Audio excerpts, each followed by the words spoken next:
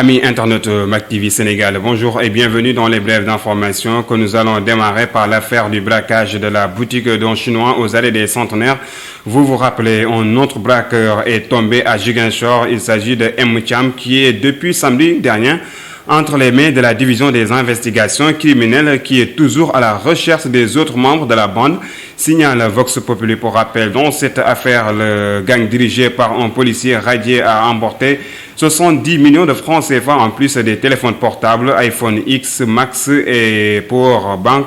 Le cerveau Mohamed Gassama a été vite aplaqué avant que son autre acolyte, Cheikh Tal, ne soit arrêté la veille de la fête de la Tabaski. Parlons de notre affaire. Il s'agit de l'affaire Iba Thiam. Dame Amar et ses présumés complices devront prendre leur mal en patience dans la prison. Arrêté depuis plus de 3 mois, le fils du défunt PDG de Eneman Sanders et ses accusés se sont vus refuser une demande de liberté provisoire. Le juge a rejeté leur demande de liberté provisoire a été introduite par leur conseil, à l'occurrence Maître Ousmane Diagne. D'après Seneweb qui a repris les écrits de l'Observateur, la robe noire va saisir aujourd'hui la chambre d'accusation pour statuer sur le rejet du juge. Et si la chambre d'accusation ne donne pas une suite favorable à la requête, Dame Amar et ses co-accusés vont devoir rester en prison jusqu'au mois de novembre pour la tenue d'un procès. Pour rappel, ils ont été arrêtés dans l'affaire Iba Thiam, morte par overdose dans un appartement aux Almadies au début du mois d'avril.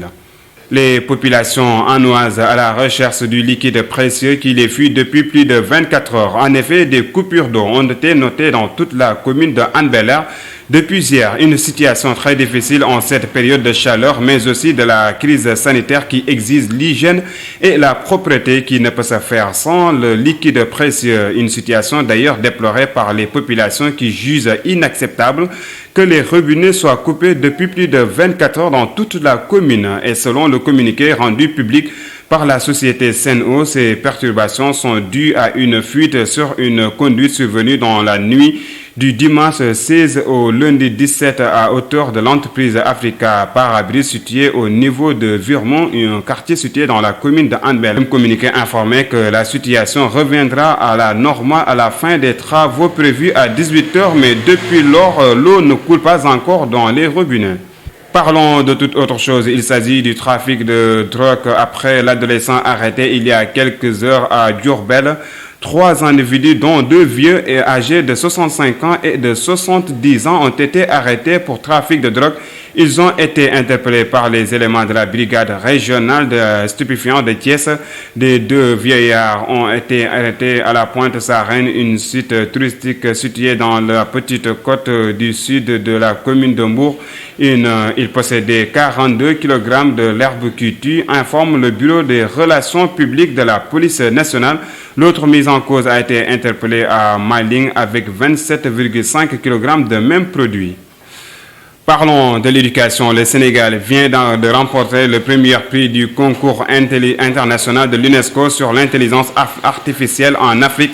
C'est une équipe de 4 étudiants de l'université Gaston Berger de Saint-Louis qui a représenté le pays de la Teranga dans ce challenge organisé par le chaire UNESCO de l'Université de France, de l'Université de Bordeaux en France. L'équipe du Sénégal est donc arrivée à la toute première place devant 9 autres équipes du continent africain. Nos représentants, encadrés par Adama Sambou, ont bravement défendu les couleurs du Sénégal. L'équipe a réalisé un web documentaire intitulé « Le Sénégal au rendez-vous de l'intelligence artificielle ». Pour rappel, ce challenge international de l'UNESCO vise à promouvoir l'intelligence artificielle en Afrique à travers des productions audiovisuelles, web documentaires ou reportages. Terminons par santé pour parler de la situation du Covid-19 au Sénégal. Sur 926 tests réalisés, 68 sont revenus positifs au coronavirus, soit un taux de positivité de 7,34%. Il s'agit de 41 cas contacts suivis, 2 cas importés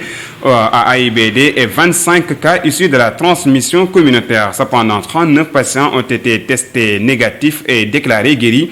48 cas graves sont pris en charge dans les services de réanimation. Aucun nouveau décès lié au Covid-19 a été enregistré dans la journée d'hier. À ce jour, donc, le Sénégal compte 12 305 cas positifs, dont 7 767 guéris. 256 décès et 4281 encore sous traitement. Et c'est ce qui met fin à cette édition. Merci de nous avoir suivis et surtout restez connectés sur MAC TV Sénégal.